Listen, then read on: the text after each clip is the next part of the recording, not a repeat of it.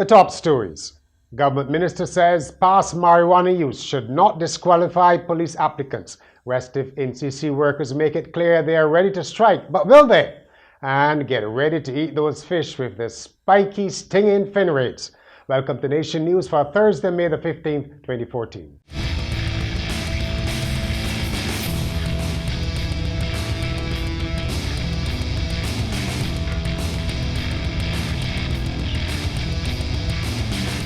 Should past marijuana use automatically disqualify an applicant from joining the police force? Well, the answer should be no, according to the Minister of Home Affairs, Adriel Brathwaite. In a speech to police officers, Mr. Brathwaite said police recruiters were asking candidates the wrong questions.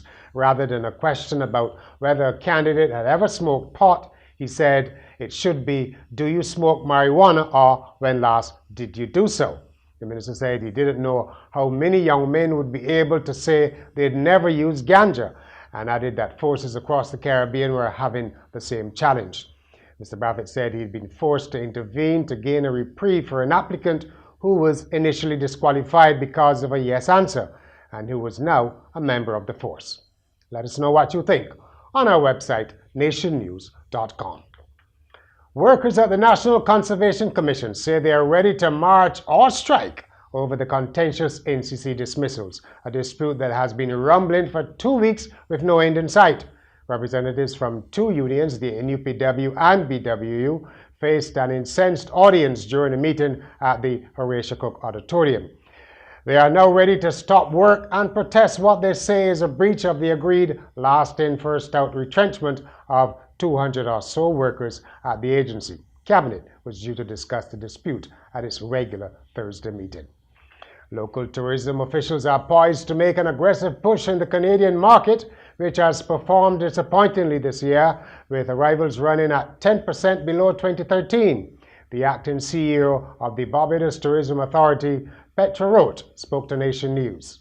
We've also entered into a more strategic alliance with the Air Canada Vacations, and we're going to be working with them assiduously to put together packages which include the flight and the accommodation experience, so that they can sell through to their database of people who we know are looking for a leisure destination.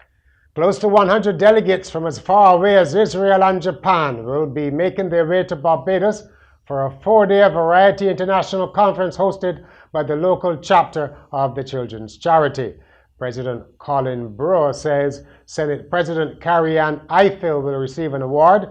The late Dame Olga Lotzi will also be cited posthumously, and Mr. Brewer says she has made such immeasurable contributions to the country that she should be made a national hero. We at Variety believe that she should be a national hero. That's the truth of the matter. We believe that she represents the sort of qualities of selfless giving that we should emphasize as an aspect of the National Hero Program. I know we introduced the National Heroes some years ago, and there's been no additions to that list, but we at Variety believe that her work stands out in a way that she should be considered for such an elevation. Number 15 and Compton Effect, the preeminent local fast food chain, has officially opened its 15th branch at Welch's St. Thomas. It features indoor and outdoor seating for 110 patrons, as well as a 3-story playground. And officials say a 16th Effect is in the works. The Pan American Life Assurance Group, which took over the Barbados operations of the former American Life Insurance Company, remains upbeat about its operations in Barbados and the Caribbean. The company is undergoing some restructuring, and CEO Bill Schultz says executives believe business can thrive in the regional market. This is an opportunity, this is a market where we can grow this business. I look to work very closely with Keith in developing new products, delivering the products we have, and improving our back office so that we can deliver policies faster, pay claims faster, and do all those kinds of things that are important to the community and those people who trust us with their insurance programs. After splashing their ill-gotten gains in Barbados, a brother and sister from London have each been jailed for 18 months. A court was told that Matthew and Rebecca Kenya cheated the British taxman out of more than $1 million and blew the cash on a holiday in Barbados. It is said that they wined and dined clients at some of our top restaurants from the proceeds of a 5-year scam. If you can't beat 'em, eat 'em. That's the approach of Barbadian officials to the lionfish species with such a hearty appetite that it has been wreaking havoc on Caribbean reefs for years and gulping down native juvenile fish that are used for bait.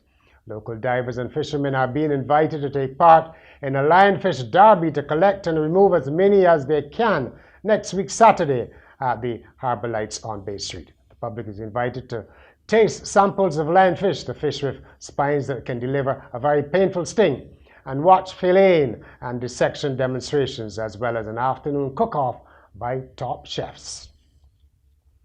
In sport, in the latest Bico Primary Schools football, there were wins for champions Wilkie Cumberbatch, who beat St. Giles 1-0, and Luther Thorn 3-0 over St. Paul's. The big netball clash between St. Barnabas and Rangers has been delayed for a week. The two teams will play next week Friday at the Netball Stadium to decide the winners of Division 1.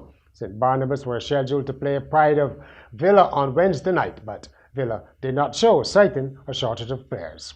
And finally, an appeals court in Ohio has upheld a judge's order that a deadbeat father can't have more kids until he pays his child support back. The appeals court said it didn't have enough of information to decide the merits of the case without a copy of the pre-sentence report detailing the background of Asim Taylor. In January 2013, a county judge said Taylor couldn't have more children while he's on probation for 5 years. The judge said the order would be lifted if Taylor pays nearly $100,000 in overdue support for his 4 children. Taylor's attorney is arguing that the order violates his client's right to reproduce.